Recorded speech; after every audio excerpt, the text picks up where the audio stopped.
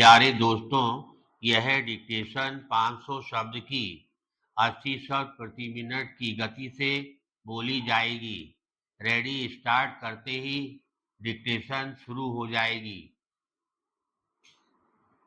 Ready start. उपसभापति महोदय, स्वाधीनता के बाद बहुत कुछ उपलब्धियां प्राप्त हुई हैं। इसमें कोई संदेह नहीं कि आज बहुत से लोगों के पास पहनने के लिए अधिक अच्छे वस्त्र और खाने के लिए बेहतर वस्तुएं हैं। हम किसी भी क्षेत्र में गरीबी का आकलन कैसे करते हैं? हमें उसका आकलन उस क्षेत्र में पाई जाने वाली पहले की परिस्थितियों की तुलना में करना चाहिए। क्या किसी माननीय सदस्य का यह कहना है कि राजस्थान या मध्य प्रदेश या उड़ीसा में गत वर्षों में जो कुछ किया गया वह उससे बहुत कम है? जो राजे रजवाड़ों ने प्राय 100 वर्षों में किया था, फिर भी तथ्य यह है कि गरीबी अभी भी पाई जाती है और बहुत बड़ी संख्या में लोगों के पास मूल जरूरत की चीजें भी नहीं हैं। साथ ही लोगों की जरूरतें बढ़ती जा रही हैं और हमारी विकास योजनाएं जैसे जैसे आगे बढ़ेंगी, जरूरतों में भी वृद्धि होती जाएगी। पैराग्राफ।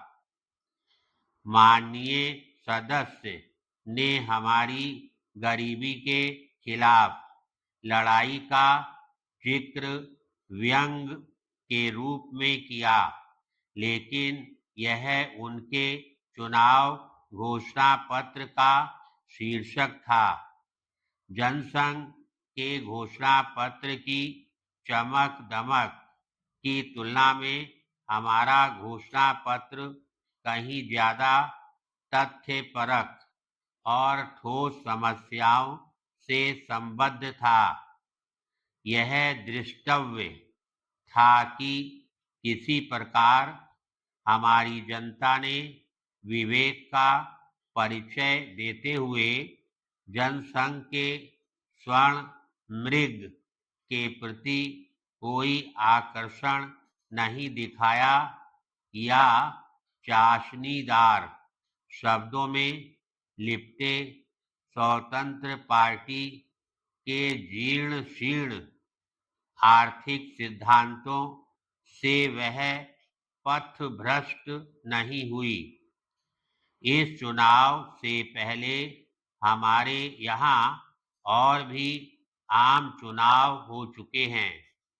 हमारे कुछ उम्मीदवारों ने साइकिल को अपना चुनाव चिन्ह बनाया, कुछ ने नारियल के पेड़ या किसी अन्य वस्तु को, फिर भी वे चुनावों में विजयी रहे।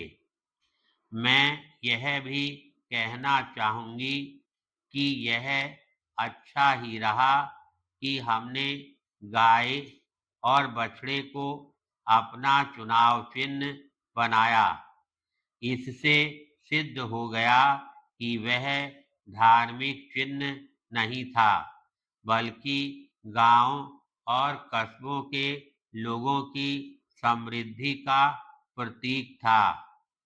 लोगों ने विभिन्न दलों, चुनाव घोषणा पत्रों और कार्यों पर विचार के बाद ही अपना निर्णय दिया।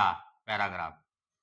मेरे सामने बैठने वाले माननीय सदस्य ने सरकारी नीतियों की लंबी आलोचना के दौरान कुछ केंद्रीय परियोजनाओं का जिक्र किया।